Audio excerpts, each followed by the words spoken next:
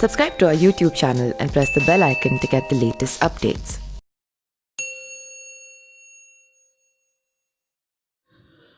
भोजपुरी जगत के सुपरस्टार या यूं कह ले लोग गायक गोलू राजा को बीते रात गोली लग गई थी। जी हां, अगर हम बात करें तो गोलू राजा बलिया के एक बीजेपी कार्यकर्ता के बेटे के जन्मदिन में स्टेज परफॉर्म कर रहे थे और परफॉर्मेंस के दौरान अचानक एक दिशा से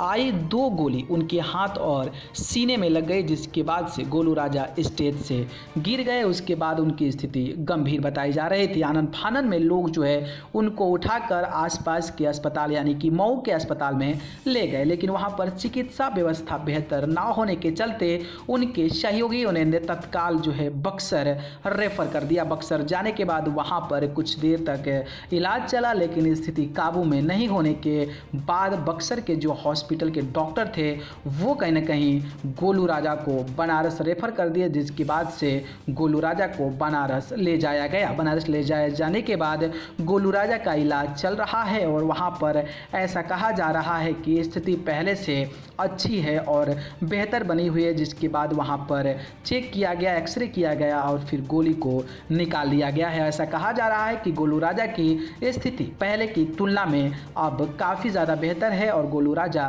बेहतर महसूस कर रहे हैं। गोलू राजा को गोलू लगने के बाद जिस तरीके से भोजपुरी के पसंद करने वाले, भोजपुरी को चाहने वाले गोलू राजा के फैंस सोशल मीडिया पर आ गए और अपने अपने प्रतिक्रिया के माध्यम से गोलू राजा को जल्द से जल्द ठीक होने की बात कहने लगे और गोलू चलाने वाले पर भी काफ़ी बेहतर तरीके से गुस्सा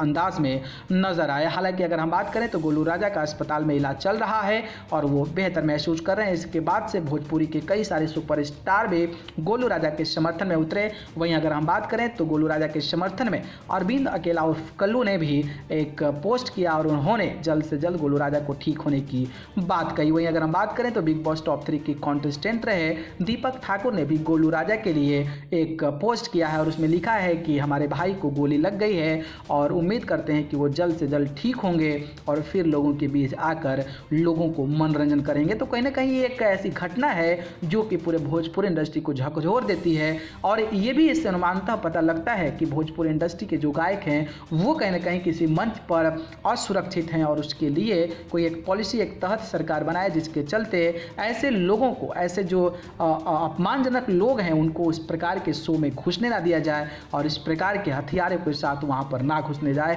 ताकि वहां पर लोगों की ज़िंदगी और कलाकारों की ज़िंदगी सुरक्षित रहे। आपकी क्या राय है कमेंट बॉक्स में ज़रूर बताएं। न्यूज़ रूम से न्यूज़ लाइव की रिपोर्ट।